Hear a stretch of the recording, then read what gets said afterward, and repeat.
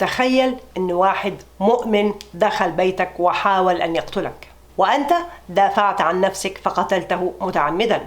هل جزاؤك جهنم خالدا فيها حسب تفسير أهل التراث لهذه الآية؟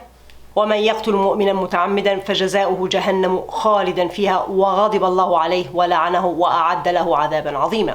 وهذا هو موضوع الحلقة اليوم.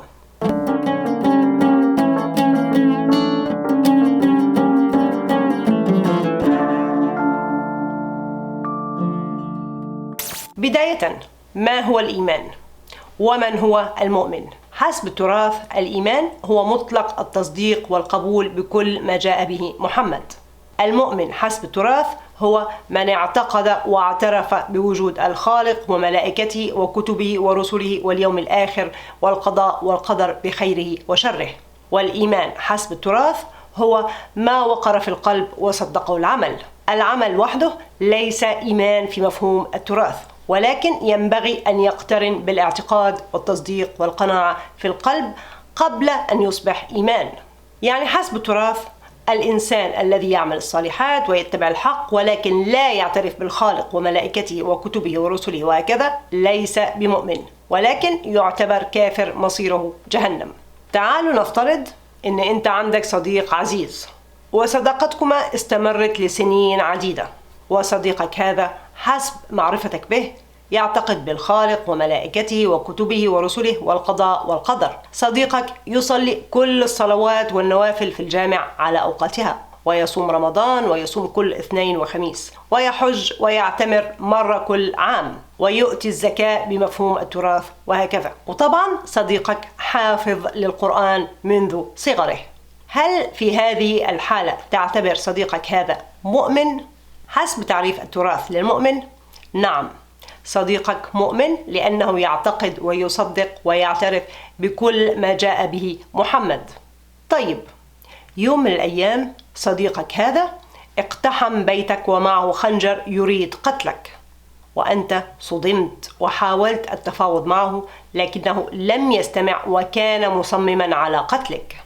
أنت دافعت عن نفسك واضطررت أن تقتله. أنت لم تقتله بالخطأ، كانت نيتك الدفاع عن نفسك وتعمدت أن تقتله قبل أن يقتلك. السؤال الذي يطرح نفسه هنا: هل صديقك في هذه الحالة مؤمن؟ وهل أنت قتلت مؤمنا متعمدا؟ فلنفترض أن صديقك فعلا يعتقد بوجود الخالق وملائكته وكتبه ورسله وهكذا، ويعتقد بمحمد وبكل ما جاء به محمد، ومع ذلك حاول أن يقتلك. هل هو مؤمن في هذه الحالة أم لا؟ بالنسبة لكل من سيقول أنه مؤمن بمفهوم التراث، أنت في هذه الحالة قتلت مؤمنا متعمدا، وحسب تفسير التراث لمفهوم المؤمن جزاؤك جهنم خالدا فيها. يعني أنت دافعت عن نفسك وقتلت إنسان يحاول قتلك، ومع ذلك مصيرك جهنم خالدا فيها. هل هذا يعقل؟ مؤكد لا يوجد إنسان عاقل سيدعي أن هذا الصديق مؤمن. ومن هنا نأتي للاحتمال الثاني: كل من يزعم أن صديقك في هذه الحالة ليس مؤمن ينفي ويناقض تعريف التراث للمؤمن، بما أن صديقك يعتقد بالخالق وملائكته وكتبه ورسله وهكذا. واضح جدا أن في مشكلة في تفسير التراث لهذه الآية، وواضح جدا أن هناك خلل في تعريف التراث للمؤمن. بالنسبة لمن سيقول هذا الصديق ليس مؤمن لأن الإيمان هو ما وقر في القلب وصدقه العمل، وإيمان صديقي لم يصدقه العمل، يعني أنت بنفسك تنفي صفة الإيمان عن صديقك بعمله فقط وليس باعتقاداته. بما أن صديقك حاول قتلك والقتل ليس من الإيمان، أنت استنتجت أنه ليس مؤمن. لو الاعتقادات هي التي تحدد الإيمان، أنت حينها قتلت مؤمنا متعمدا وجزاؤك جهنم خالدا فيها. لكن لو الأعمال هي التي تحدد الإيمان، أنت لم تقتل مؤمنا ولكن قتلت كافرا، يعني صديقك هذا كافر رغم أنه يعتقد بوجود الخالق وملائكته وكتبه ورسله وهكذا، ويعتقد بكل ما جاء به محمد.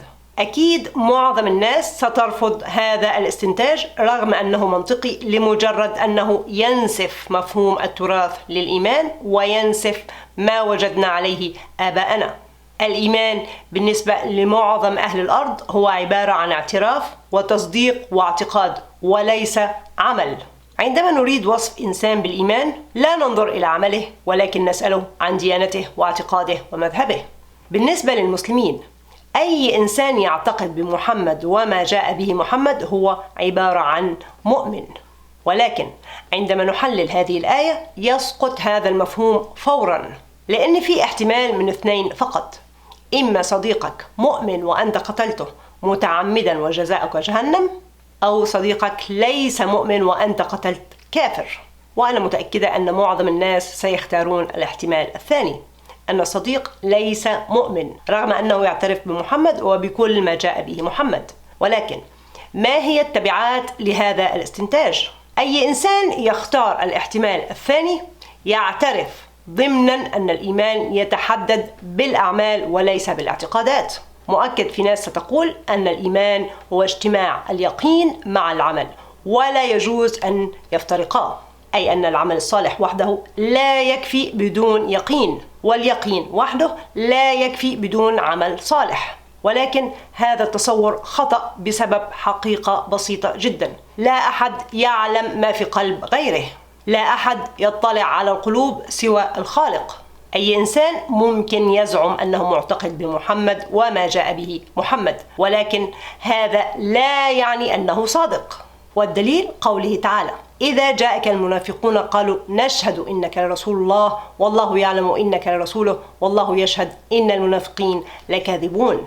القول سهل جدا، ممكن أي إنسان يزعم ما يشاء ويدعي الاعتقاد بما تعتقد به أنت، ولكن لا يمكن معرفة ما في قلب أي إنسان، مما يعني أنه من المستحيل أن نصف إنسان ما بالإيمان حسب مفهوم التراث بكل ثقة، لأننا لا يمكن أن نطلع على ما في قلبه. تبعا لتعريف التراث للمؤمن، مستحيل تصف إنسان بالإيمان لأنك مستحيل تعرف ما في قلبه حتى لو ادعى الإيمان أمامك مليون مرة. طيب كيف نعرف إذا كان شخص ما مؤمن أو غير مؤمن؟ الخالق وحده من يطلع على ما في قلوب الناس، ونحن ليس لنا سوى أن نحاكم الناس حسب أعمالهم. نحن مضطرون أن ننظر لأعمال الناس فقط وليس لمعتقداتهم، لأننا لا يمكن أن نعرف ما في قلوبهم ولا يمكن أن نتأكد من صحة ادعائهم، بينما بإمكاننا التأكد من صلاح أو فساد أعمالهم. حتى لو كلامكم صحيح والإيمان مكون من يقين وعمل، نحن لا نملك وسيلة للتأكد من فساد أو صحة اليقين، ولكن بإمكاننا التأكد من فساد أو صحة العمل.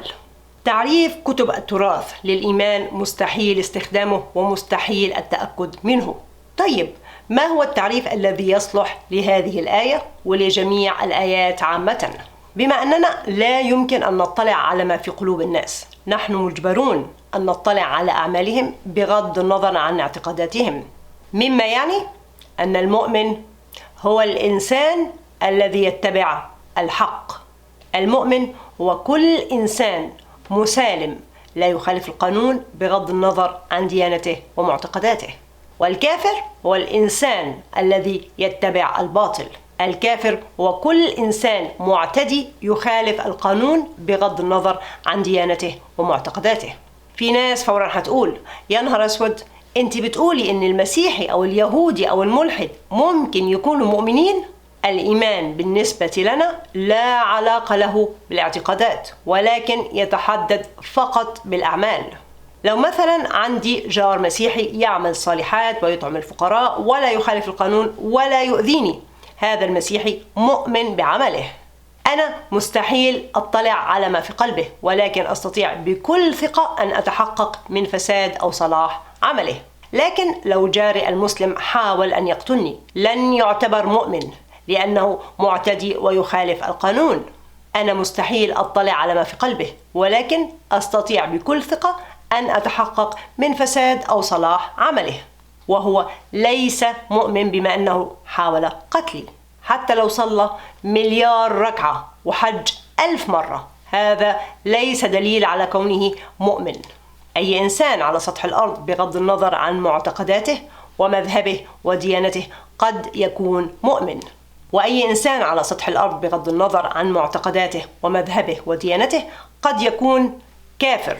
اللاديني قد يكون مؤمن بعمله، والمسيحي أو اليهودي أو المسلم قد يكونوا كفارا بأعمالهم. عملت قبل كده فيديو عن الفرق بين المؤمن والكافر، وأثبت فيه أن الإيمان لا علاقة له بالاعتقادات. وفي بعض الإخوة والأخوات سألوني عن جواز زواج المسلمة من مسيحي أو من يهودي. بما أن التراث كتب في مجتمع ذكوري، أصبح من حق الجنس المذكر الزواج من الكتابيات أي المسيحيات واليهوديات، بينما حرم على الجنس المؤنث الزواج من الكتابيين. طبعا لما أقترحه في هذا الفيديو، المسيحي قد يكون مؤمن، واليهودي قد يكون مؤمن، بل حتى اللاديني أو الملحد قد يكون مؤمن. أي إنسان بغض النظر عن نوع جنسه من حقه أن يتزوج ممن يشاء، بشرط أن يكون الطرفين مؤمنين أي مسالمين متبعين للحق والقانون. هعمل حلقة في المستقبل عن الزواج بين أتباع الديانات والمذاهب المختلفة إن شاء الله.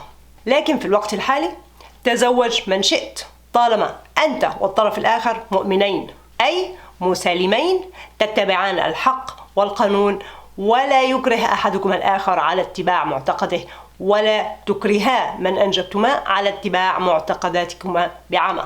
بالنسبة لكل من سيقول أنت تحرفين كلام الله ليناسب أهوائك، الإيمان يتحدد بالاعتقادات. كل من كذب محمد هو كافر ومصيره جهنم.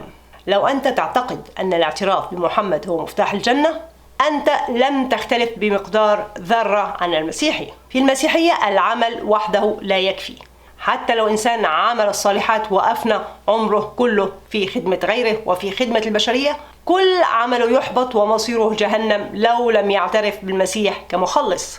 المسلمون يتبعون نفس هذا المنهج، حتى لو إنسان عمل الصالحات وأفنى عمره في خدمة غيره وفي خدمة البشرية، كل عمله يحبط ومصيره جهنم لو لم يعترف بمحمد. المسلمين اتخذوا من محمد مخلص، كما اتخذ المسيحيون من عيسى مخلص، كما اتخذ أيضا كل حزب وكل ديانة من أحد البشر مخلص. كل هذه الأديان والأحزاب تحاسب الناس بناء على الاعتقادات والأفكار والمذاهب التي يتبنوها ويعترفون بها، وليس على أعمالهم. يحاسبونهم على أفكار واعتقادات لا تفيد أي إنسان. جعلوا الاعتقاد بوجود إنسان أهم من إطعام جائع. احتكروا جنتهم على من يصدق بوجود إنسان ما بدلا ممن يعمل الصالحات. التفسير المتوارث والمتعارف عليه للمؤمن في جميع الأديان والمذاهب تسبب في خلق عداوة وبغضاء وكراهية بين أتباع الديانات والمذاهب المختلفة. عندما نتبنى تعريف التراث للمؤمن، فإننا نرى كل من يتبع مذهبنا وديننا ويوافقنا الرأي مؤيد وصديق، بينما نرى كل من يخالفنا في الرأي ويعترض على مذهبنا وديننا عدو ومنافس مصيره جهنم. لكن عندما نغير مفهوم المؤمن ليشمل كل إنسان مسالم يتبع الحق ويطيع القانون بغض النظر عن معتقداته أو ديانته، فإننا سنرى كل مسالم متبع للحق صديق ومؤيد، بينما سنرى كل معتدي ومتبع للباطل ومخالف للقانون عدو. بالنسبة للناس المعترضين على هذا الاقتراح، روحوا اقرأوا الآيات التي ورد فيها الإيمان والكفر والمؤمن والكافر. الآيات التي تتحدث عن الكفار تتوعدهم بالعذاب وبالعقاب في الآخرة. من برأيكم الذي يستحق هذا الوعيد؟ الذي لم يعتقد بوجود الخالق أو محمد أو عيسى أو موسى وغيرهم، أم الذي اعتدى وسلب ونهب وقتل وظلم وبغى في الأرض بغير حق بغض النظر عن معتقداته؟ من برأيكم الذي يستحق هذا الوعيد؟ صاحب الاعتقاد السيء أم صاحب العمل السيء؟ هل اللاديني المسالم الذي يعمل الصالحات ويتبع الحق ويطيع القانون يستحق أن يعذب، بينما الذي يعترف بموسى أو عيسى أو محمد هو الذي يستحق الجنة حتى لو لم يعمل الصالحات؟ هل سيحاسبنا الله على اعتقاداتنا وأفكارنا أم على أعمالنا وسعينا؟ هل كل من تخطر على باله فكرة سيحاسب عليها أم عندما ينفذها أو يخطط لها؟ مثلا معظم المسلمين يعتقدون أن قتل المرتدين حلال، ويعرفون مرتدين كثيرين شخصيا، ومع ذلك لا يقتلوهم. هل سيحاسبون على اعتقادهم بأن قتل المرتدين حلال، أم عندما يقتلون أو يخططون لقتل المرتدين؟ ومثال ثاني، معظم المسلمين يعتقدون أن الزواج من صغيرات السن اللاتي لم يبلغن حلال، ومع ذلك لا يتزوجوهن. هل سيحاسبون على اعتقادهم بأن زواج الصغيرات حلال، أم عندما يتزوجون منهن أو يشجعون على الزواج منهن؟ هل من العدل أن نحاسب إنسان على فكرة قبل أن ينفذها أو يحاول أن ينفذها؟ هل من العدل أن نحاسب إنسان على اعتقاده حتى لو لم ينفذه أو يطبقه أو يخطط له؟ الفكرة هنا أن الأعمال أهم بمليون مرة من الاعتقادات، بل إن الاعتقادات تكاد تكون غير ذات أهمية لمجرد أننا لا يمكن أن نتأكد من صحتها. وطبعا ده مجرد اجتهاد، ممكن يكون غلط لأني مجرد بشر أخطئ وأصيب. ولكن حتى لو كلامي غلط والإيمان فعلا مرتبط بالاعتقادات كما تزعمون، مستحيل أي إنسان يطلع على ما في قلب أي إنسان آخر ليتأكد من صدق اعتقاده، مما يعني أننا مضطرون أن ننظر لأعمال الناس فقط وليس لاعتقاداتهم. عندما يكون المعيار الأساسي لمحاسبة الناس هو الاعتقاد بدلا من العمل، سيسود الظلم والباطل والتفرقة. لكن عندما يكون المعيار الأساسي لمحاسبة الناس هو العمل بدلا من الاعتقاد، سيسود العدل والحق والمساواة. قال تعالى: الذين يستمعون القول فيتبعون أحسنه أولئك الذين هداهم الله وأولئك هم أولو الألباب. أولئك الذين يستخدمون عقولهم. ليه ما نكونش منهم؟ والسلام عليكم ورحمة الله وبركاته.